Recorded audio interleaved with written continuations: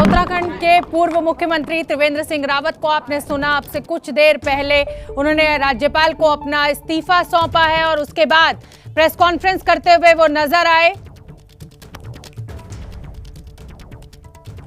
5 साल का कार्यकाल पूरा नहीं कर पाए त्रिवेंद्र सिंह रावत, ये दुख साफ साफ उनके चेहरे पर देखा जा सकता था। 4 साल पूरे होने में 9 दिन का समय कम रह गया है। तो आपने सुना त्रिवेंद्र सिंह रावत, पूर्व मुख्यमंत्री उत्तराखंड के, और यही कहना कि जो भी नए मुख्यमंत्री बनेंगे उनको मेरी शुभकामनाएं। जो योजनाएं हम लेकर आए, घसियारी योजना का उन्होंने जिक्र किया, उसको वो आगे बढ़ाएंगे जो नए मुख्यमंत्री होंगे। यानी साफ साफ इशारा उनका यही कि कल विधायक दल की बैठक में ये तय हो जाएगा कि अगला उत्तराखंड का मुख्यमंत्री कौन होगा। 4 साल में 9 दिन कम रह गए, ये भी मेंशन किया आज अपनी प्रेस कॉन्फ्रेंस के दौरान त्रिवेंद्र सिंह रावत ने। आप देख सकते हैं लोगों का अभिवादन करते हुए राज्यपाल को उन्होंने अपना इस्तीफा सौंपा और आला कमान से कल वो मुलाकात करने के लिए दिल्ली आए थे। आज ही वो उत्तराखंड वापस पहुंचे और वापस पहुंचने के कुछ ही देर बाद उन्होंने राज्यपाल को अपना इस्तीफा सौंपा। 11 मार्च को नए मुख्यमंत्री का शपथ ग्रहण समारोह भी हो जाएगा सुबह 11 बजे। विधायक दल की बैठक में नए मुख्यमंत्री का नाम तय होगा। और हम आपको बता दें कि एबीपी न्यूज का जो ओपिनियन पोल, जो एक सर्वे हमने किया था, उसमें सबसे खराब मुख्यमंत्री के रूप में त्रिवेंद्र सिंह रावत ही पहले नंबर पर थे। ये सर्वे भी हम आपको दिखा देते हैं। तो देश का मूड जो हमने सर्वे किया था उसमें 5 सबसे खराब मुख्यमंत्रियों में पहले नंबर पर त्रिवेंद्र सिंह रावत थे। और आज अब उन्होंने जब इस्तीफा दे दिया है राज्यपाल को, तो कहीं ना कहीं एबीपी न्यूज की हर उस खबर पर मोहर लगी है जो हम आपको पिछले कई दिनों से बता रहे हैं। परसों हमने ये बड़ी खबर आपको दी थी कि उत्तराखंड के मुख्यमंत्री त्रिवेंद्र सिंह रावत इस्तीफा दे सकते हैं। जो पर्यवेक्षक दल उत्तराखंड में पहुंचा है उसकी राय कुछ अच्छी नहीं है मुख्यमंत्री को लेकर। कुंभ का जो मेले का आयोजन हुआ उसको लेकर भी त्रिवेंद्र सिंह रावत सवालों के घेरे में आए। और अब आज जब उन्होंने इस्तीफा दे दिया है तो साफ साफ उनके शब्दों को पढ़ा जा सकता है। 4 साल में 9 दिन कम रह गए, अपना कार्यकाल पूरा न करने का दुख साफ साफ उनके चेहरे पर दिख भी रहा था। लेकिन उनका यही कहना है कि जो भी नया मुख्यमंत्री होगा वो मेरी इन योजनाओं को आगे बढ़ाएगा। बीजेपी एक ऐसी पार्टी है जहां पर एक आम कार्यकर्ता मुख्यमंत्री के पद तक पहुंच सकता है। मैं मुख्यमंत्री के पद तक पहुंचा, एक सैनिक के परिवार से मैं आता हूं, अब किसी और को मौका देना चाहिए, ये भी कहा त्रिवेंद्र सिंह रावत ने। तो उत्तराखंड का मुख्यमंत्री बनना मेरे लिए सौभाग्य की बात, त्रिवेंद्र सिंह रावत ने यही कहा। नीरज पांडे भी लगातार हमारे साथ बने हुए हैं, मेरे सहयोगी विकास भदौरिया भी हमारे साथ लगातार बने हुए हैं। नीरज पांडे, देखिए ये त्रिवेंद्र सिंह रावत को भी पता था कि उनको हटाया जाएगा, उन्हें इस्तीफा देना होगा, लेकिन आज उनका ये कहना कि 4 साल में मेरे 9 दिन बचे हुए हैं, कहीं ना कहीं उनकी पीड़ा को बयान जरूर कर रहा है।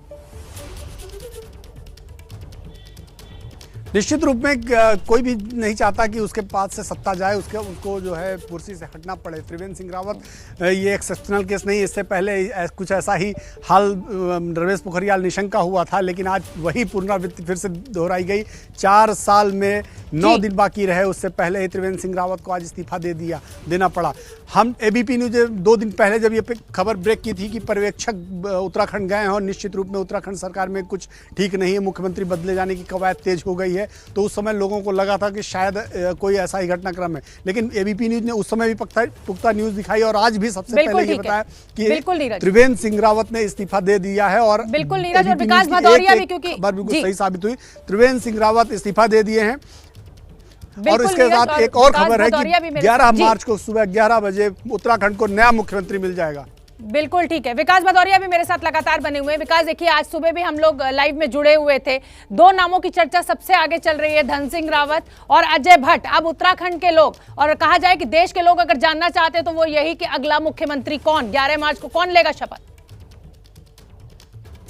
देखिए अब तकरीबन शाम तक ये तय हो जाएगा कि कौन होगा उत्तराखंड का अगला मुख्यमंत्री। देखिए भले ही इसकी औपचारिक घोषणा और मुहर वो विधायक दल की बैठक में लगे कल 10 बजे या तकरीबन 11 बजे के आसपास, लेकिन आज पार्टी का आला नेतृत्व ये तय कर लेगा शाम तक कि किसको उत्तराखंड भेजना है।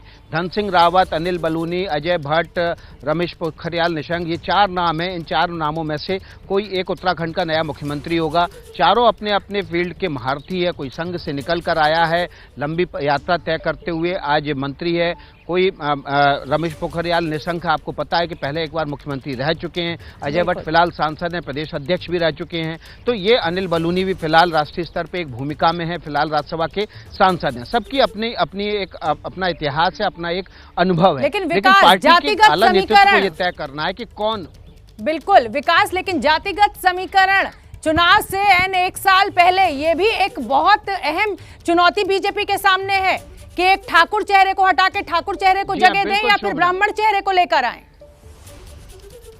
जी देखिए, बिल्कुल ये आप बात सही कह रहे हैं कि जातिगत समीकरण एक बहुत महत्वपूर्ण भूमिका होते हैं। तमाम राजनीतिक दल क्षेत्रीय और जातीय समीकरण और संतुलन को स्थापित करती है ही नया मुख्यमंत्री तय करते हैं, नया नेता तय करते हैं। लेकिन मैं आपको बताऊं कई ऐसे उदाहरण हैं जहां पर इस परिपाटी को तोड़ा, इन परंपराओं को तोड़ा, इन वर्जनाओं को तोड़ा है बीजेपी ने। मैं आपको गुजरात की तरफ ले जाता हूँ जहाँ पर विजय रूपाणी फिलहाल मुख्यमंत्री हैं। विजय रूपाणी जैन समुदाय से आते हैं। पूरे देश में जैन समुदाय की आबादी 0.3 है और गुजरात में भी लगभग इसी के आसपास है। जैन समुदाय के व्यक्ति को गुजरात का मुख्यमंत्री बनाना, पटेल समुदाय के, पाटीदार समुदाय के मुख्यमंत्री को हटा के आप सोच सकते हैं कि वहां पर इन्होंने जाति वर्जनाओं, क्षेत्रीय वर्जनाओं को तोड़ा है। तो उत्तराखंड में भी इसको तोड़ेंगे कि नहीं तोड़ेंगे ये भविष्य तय करेगा।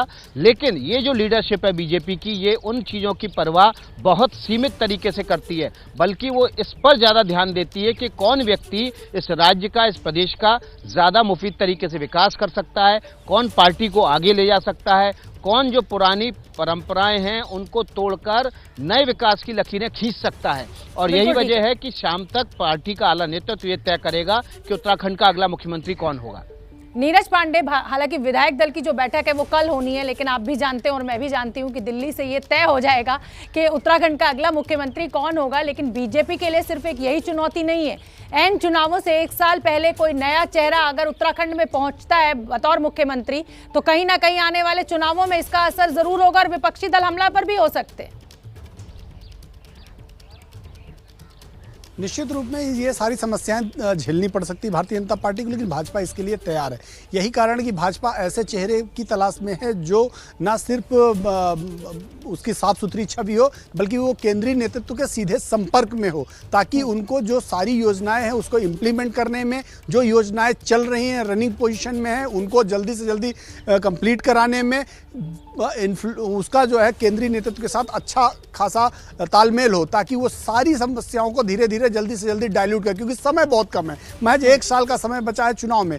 ऐसे भी 6 महीने बाद पार्टियां चुनावी मोड में आ जाएंगी। तो इन 6 महीने, सही मायने में तो सरकार के पास काम करने के लिए मात्र 6 महीने का समय है। इन 6 महीनों में जो भी चेहरा यहाँ आएगा उसको बहुत काम करना पड़ेगा, दिन रात काम करना पड़ेगा, केंद्रीय नेतृत्व के साथ तालमेल के साथ काम करना पड़ेगा। और उत्तराखंड की जो जनता है, उत्तराखंड के जो लोग हैं, खासकर भारतीय जनता पार्टी का जो कैडर है, क्या सोचता है, क्या चाहता है, उसकी आकांक्षाओं पे खरे उतरना पड़ेगा। तब जाके आप चुनाव में बेहतर परिणाम लाएंगे और अपनी सरकार रिपीट करने की स्थिति बना सकते हैं। नीरज पांडे, कल सुबह 10 बजे विधायक दल की बैठक। जी बिल्कुल शोभना, कल सुबह 10 बजे विधायक दल की बैठक बुलाई गई है, जिसमें भारतीय जनता पार्टी उत्तराखंड के सभी विधायक भी रहेंगे। और विधायकों के अलावा मेरी जो जानकारी है उसमें पार्टी के जो सांसद हैं वो भी शामिल होंगे। जो दिल्ली में लोग हैं, जो केंद्र में मंत्री हैं, उनको भी बुलाया जाएगा। इसके अलावा कोर कमेटी के भी सारे मेंबर उस विधायक दल की बैठक में शामिल होंगे। और विधायक दल की बैठक में जो पर्यवेक्षक दिल्ली से आएंगे, माना जा रहा है रमन सिंह और दुष्यंत गौतम, जो यहाँ के प्रभारी महासचिव हैं, ये दोनों लोग पर्यवेक्षक बनके आज रात ही पहुंच जाएंगे देहरादून। इन दोनों लोगों की मौजूदगी में ये बैठक होने वाली है विधायक दल की। और इस विधायक दल की बैठक में एक नाम रखा जाएगा, उस नाम पर सभी विधायक मुहर लगाएंगे कि नहीं वो अगला मुख्यमंत्री होगा। और यही नहीं, परसों सुबह 11 बजे शपथ ग्रहण कार्यक्रम का भी निर्धारण हो चुका है, यानी कल नाम निर्धारित होगा और परसों नया मुख्यमंत्री उत्तराखंड को मिल जाएगा। बिल्कुल ठीक है, बहुत बड़ी जानकारी।